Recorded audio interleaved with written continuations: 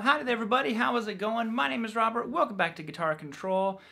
So what are we talking about? We're talking about chord shapes that you can't live without. I think they're that crucial, that important. They add brand new dimensions to your playing if you're not already familiar with these shapes. And they're rather simple. Like I said, they're movable. It's the same shape over and over again. You just kind of have to know what notes you're using. But we're just going to jump into this one. If you would, hit the subscribe button. You can keep up to date with all the videos we're posting. And get the tabs for this lesson. So let's go ahead and jump into it. Alright, so the first shape we're going to talk about is a very, very common one. And it's actually one of the most dreaded beginner chords ever, the F major chord. So if we were to play it, it's the dreaded F major chord. So basically all we're doing is you bar first fret on the high E and B, okay? Then your ring finger, your middle finger goes to second fret on the G, and your ring finger is third fret on the D. So that's a good old F major. Now, what's cool about this chord and why I think it's so crucial is because it's really easy to move it around. Once you get that initial shape down, all you do is you take the shape and you move it up or down.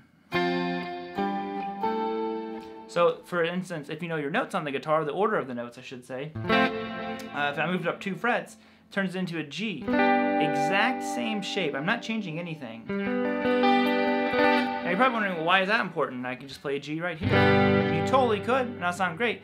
But this is a new way of layering. So, obviously, if you know this G, you also have an octave.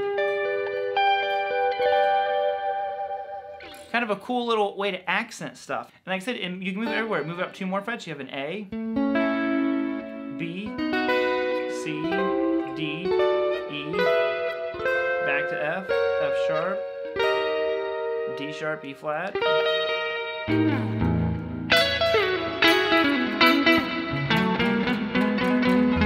Lots of things you can do, and that's just one. Like I said, it's so nice to have this around. That way, when you're playing and improvising, so if I was to play, we did G major, or we did an F, but we'll do G, and we'll say I'm jamming around playing it out of the key of G.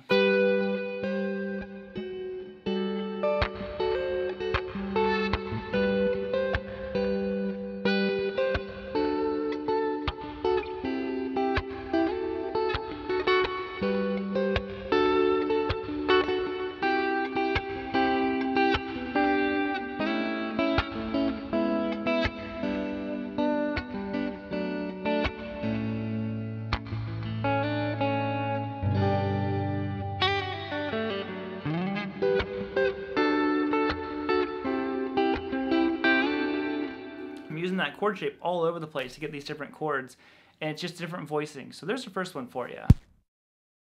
So the next one is actually very identical. We're not going to do it at F, we're just going to start out at G on this one. And basically, if you take that F shape, move it up 2 frets, and you have a G. Well, that's your major one. So what we want to do is we also want to have a minor one in our repertoire of stuff that we could do. So what you can do is simply get rid of your middle finger and move your pointer finger up another string. So you kind of have to bar 3 strings with your index finger. So 3, 3, 3, G, B, E. You take your ring finger and it just stays right on 5 on the D. And you play that one. And that is now a minor chord. And what's cool is it works just like the other one. We can move it anywhere. G minor, A minor, D minor, C sharp minor. So lots of ways, and that's where you start intertwining them together. You know, you have all these different versions.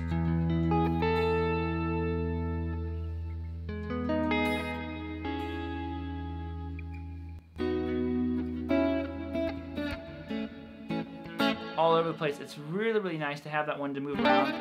Practice it, and you can like pick it out even as like kind of like a lead thing, like a solo-y bit.